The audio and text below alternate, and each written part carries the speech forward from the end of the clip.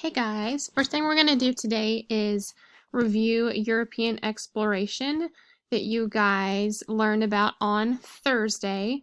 So, when it comes to European exploration, we had 3 countries who were going to start exploring the New World. So first we have England, France, and Spain.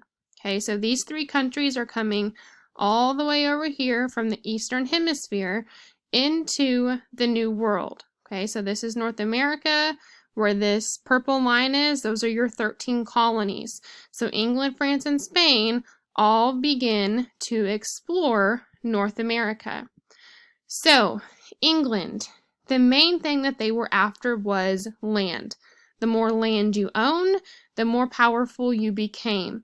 So the main thing that we need to know about England is they are responsible for finding the 13 colonies. Second country is France. When France got to North America, they primarily settled in Canada.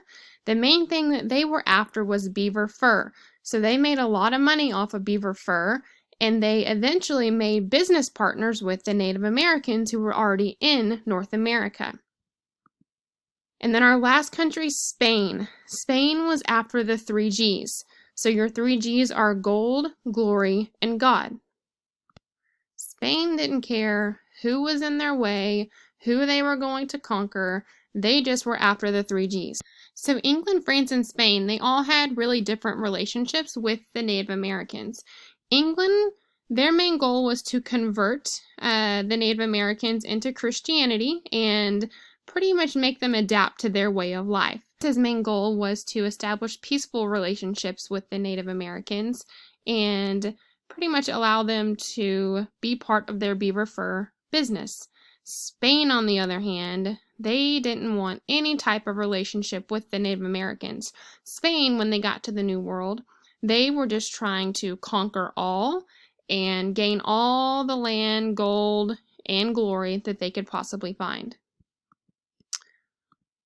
All right, this next slide is the answer key to your chart. Okay, so please make sure that you kind of check over your chart. So like we talked about, England, the main thing we need to remember about England is they are responsible for finding the 13 colonies. They were after land. France, the main thing we need to remember about France is their beaver fur trade. And then Spain, the main thing about Spain is they were after the 3 G's, gold, glory, and God. So this is where our story begins when we start talking about the New World and the 13 colonies. So from here on out, the main thing that we are going to focus on is England. All right, let's quickly look at this map. So here is England. England is our mother country. Here are the 13 colonies over here in red. England is about 4,000 miles away from the 13 colonies. England during this time period is extremely overcrowded. There is just too many people and not enough space. So the King of England then begins to allow people to travel to the New World and start their own colonies. Now you need to keep in mind, even though they are creating their own colonies, guess who's still in charge of them? England. And that's where our story starts. So we have all of these colonists coming in from England. When all of these people get here, they have to come up with some sort of government. What are we going to do when we get there? Is everyone just going to run all over the place and do whatever they want and be chaotic? No, we have to have some sort of government, some sort of system to hold us accountable for certain things. So we have to create our own type of government. So if you remember from our vocabulary lesson last week, we start a representative government. So representative government means people get the say-so. So instead of having a king rule over England, the 13 colonies start thinking, we don't really want a king to be telling us what we can and cannot do.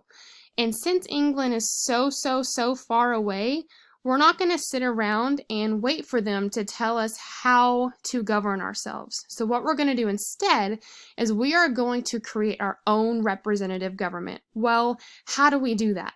So instead of starting from scratch, we are going to borrow bits and pieces of things that we like, that we learned in England, and we are going to create our own government.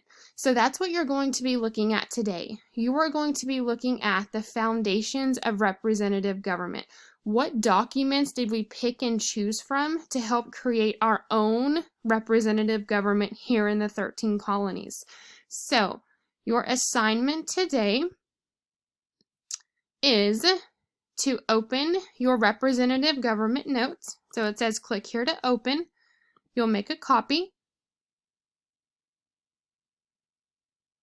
And these are your notes that you are going to fill in while you work independently on your Nearpod, your representative government Nearpod. So you can go to join.nearpod.com and enter this code, or you can click here and it will open your representative government slideshow. So remember, as you're going through your Nearpod lesson, you need to be filling in your notes. So these are the documents that I was talking about. So you're going to be looking at all of these documents on the left-hand side. You're going to, in the center column, define the document. So what was the document? What was so important about the document? And then this last column is extremely important. It says, how does this support representative government? So as you are working through your Nearpod lesson, please make sure that you are filling in this chart. If you do not finish this chart in class today, that is okay. You just need to finish it by tonight. Tomorrow, we will pretty much be using your notes to complete another representative government assignment.